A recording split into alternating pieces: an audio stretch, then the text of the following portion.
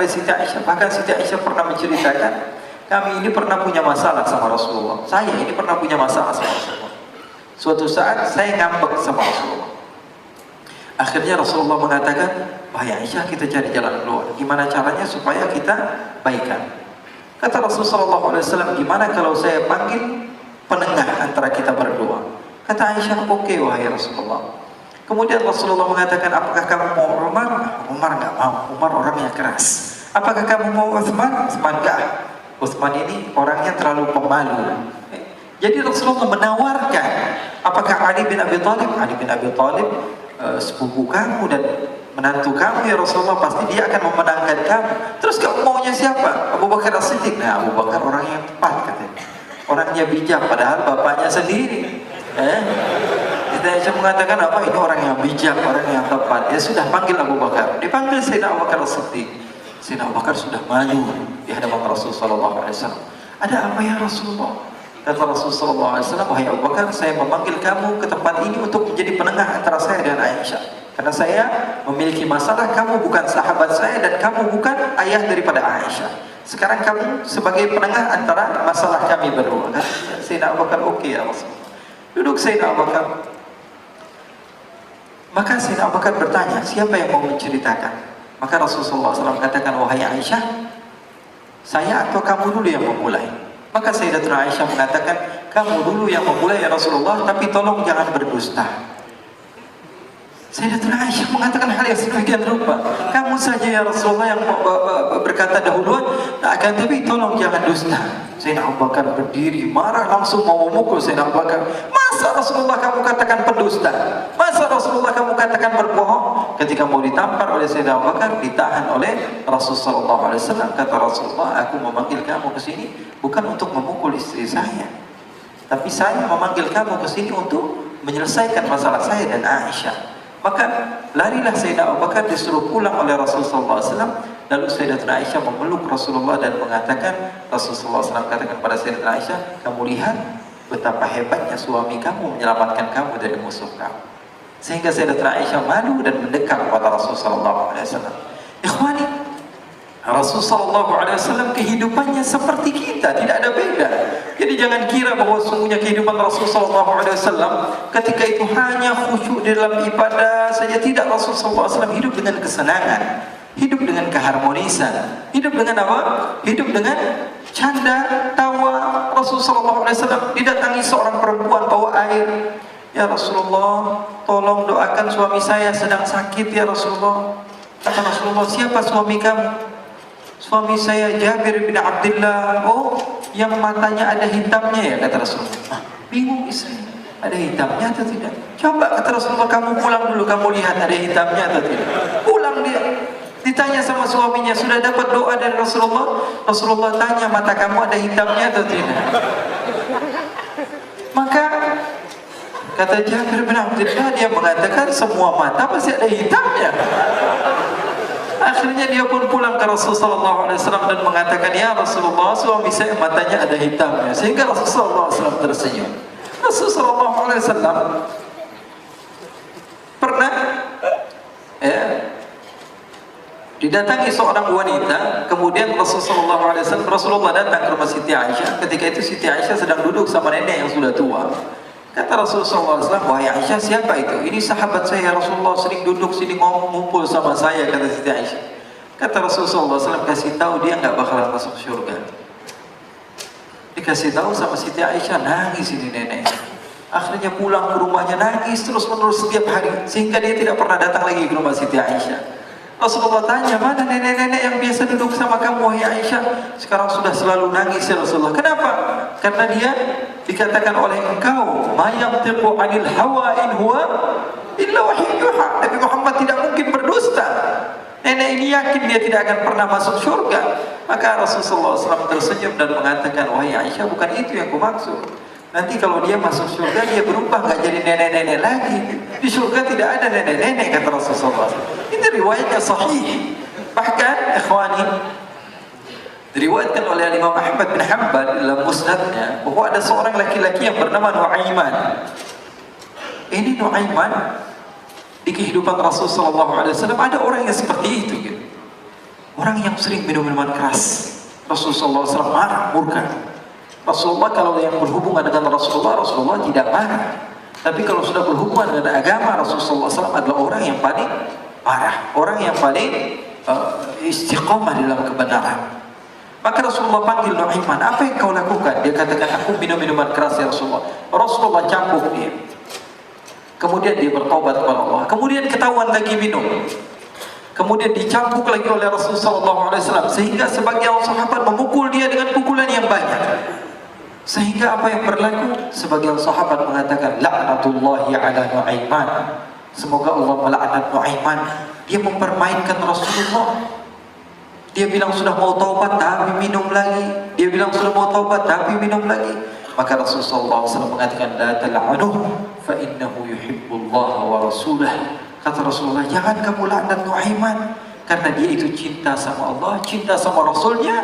Dalam riwayat dia dicintai Allah dan dicintai oleh Rasulnya Muhammad sallallahu alaihi wasallam.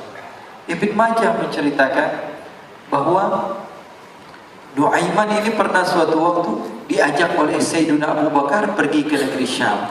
Negeri Syam itu di mana? Seperti yang diceritakan tadi, antara daerah Suriah, Lebanon, Yordania, kemudian Palestina, daerah seperti itu. Umumnya orang Quraisy pada masa itu mereka memiliki rihlah berdagang, membeli dagangan ke Syam, kemudian dijual lagi di kota Makkah. Ketika itu Rasulullah SAW didatangi Abu Bakar. Sayyidina Abu Bakar mengatakan kepada Rasulullah, ya Rasulullah, saya mau izin ya Rasulullah. Mau apa? Saya mau ajak dua sahabat kamu ini ikut berdagang ya Rasulullah. Siapa kata Rasul? Nu'aiman. Kata Rasulullah, Nu'aiman kamu mau ajak, mau ngapain? Biar seru-seruan aja ya Rasulullah. Kata Rasulullah, ya sudah, saya izinkan kamu bawa Nu'aiman. Ketika itu Sayyidina Abu Bakar membawa Nu'aiman sama satu sahabat namanya Suwaibid ibn Harmalah. Siapa namanya? Suwaibid ibn Harmalah. Ini sahabat Rasulullah SAW yang memiliki sifat yang berbeda-beda. Kalau Nu'aiman ini aneh. Pernah Rasulullah SAW dibawain makanan banyak, dikasih Rasulullah, dikasih sahabat semua.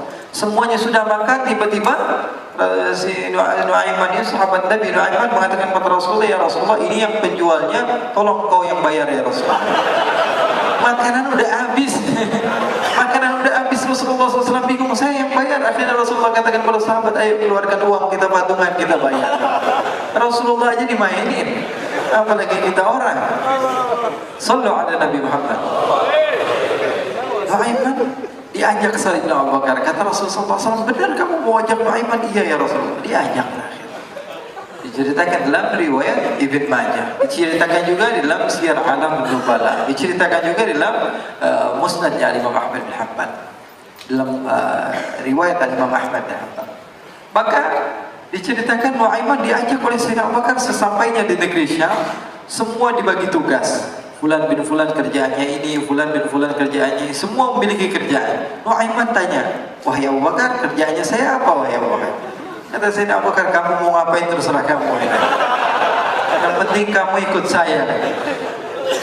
Kemudian satu di antara mereka namanya Suwaibid ibn Harmalah ditanya oleh Sayyidina Abu Bakar, wahai Suwaibid, kamu mau kerjaan apa? Kata Suwaibid, terserah kamu wahai Abu Bakar. Kata Sayyidina Abu Bakar, kamu menjaga makanan, karena saya tahu kamu ini adalah orang yang senantiasa menjaga amanah. Suwaibid ini kalau disuruh maju dia maju, disuruh mundur dia mundur, disuruh ke kanan dia ke kanan, disuruh ke kiri dia ke kiri. Orangnya ikut aja. Kalau Nu'aiman beda, disuruh maju dia ke belakang, asisten kanan ke kiri belok. Nu'aiman itu orang yang berbeda. Maka Suwaibid mendapatkan tugas, semua mendapatkan tugas kecuali Nu'aiman. Sehingga ikhwani, apa yang berlaku, apa yang terjadi? Sayyidina Abu Bakar pergi sibuk dengan kesibukannya, sehingga datanglah waktu siang. Nu'aiman sudah lapar.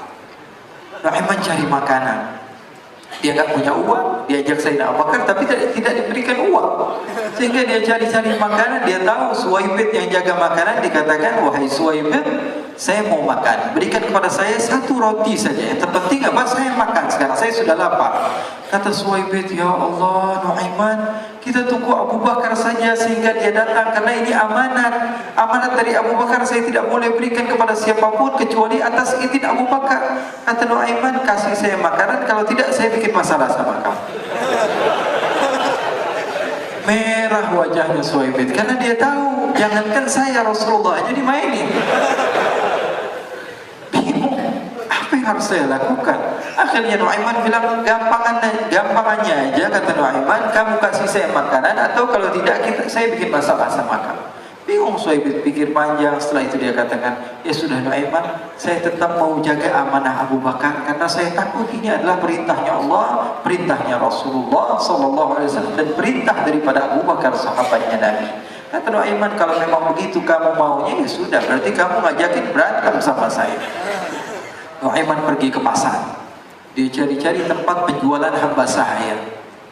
Dia lihat-lihat beberapa hamba sahaya, ini berapa harganya? Ini katanya 10 qalanis. Ini berapa? Ini harganya hitungan orang zaman dahulu. Kita sih hitung seperti dirham, berapa ratus dirham gitu. 200 dirham. Yang ini berapa? 300 dirham. Yang ini berapa harga hamba sahaya? 300 dirham. Harganya antara 300, 200 sampai 100. Kemudian Nuaiman mengatakan kepada penjual hamba sahaya tersebut, saya punya juga hamba sahaya, tapi saya jual cuma 20 dirham saja, murah. Apa benar ada hamba saya harganya segitu? Iya, karena dia punya aib, ada kekurangan. Apa? Nanti kalau kalian tangkap, dia bakalan teriak, saya ini bukan hamba saya, tapi orang merdeka. Akhirnya semua orang berkumpul mau beli. Ini Nuaiman sama Nuaiman diajak ke Suhaibid bin Harmalah tadi. Kata Nuaiman, itu ada orang yang berdiri sedang menjaga makanan, itu hamba saya, tangkap saja. Oh, baik.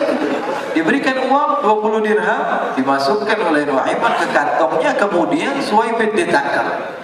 Ketika ditangkap, Suhaibid teriak, saya bukan hamba saya orang merdeka. Maka orang-orang tersebut mengatakan, saya sudah tahu kekurangan kamu. Ini memang kekurangan kamu, memang kamu, tapi saya tidak perlu dengan bacot kamu, yang penting kerjanya kamu. Ya kan hamba saya untuk apa? Untuk kerja. Mau dia ngomong apa, mau ngomel, terserah, yang penting dia mau kerja. Akhirnya ditangkaplah Suhaibid dan dijual di pasar. Nuaiman punya uang banyak ya. Dia beli makanan, dia beli minuman, dia beli hadiah buat Rasulullah. Dia beli macam-macam di negeri Syam ini. Waktu itu adalah superpower, adidaya Romawi. Pada masa itu semua barang mahal.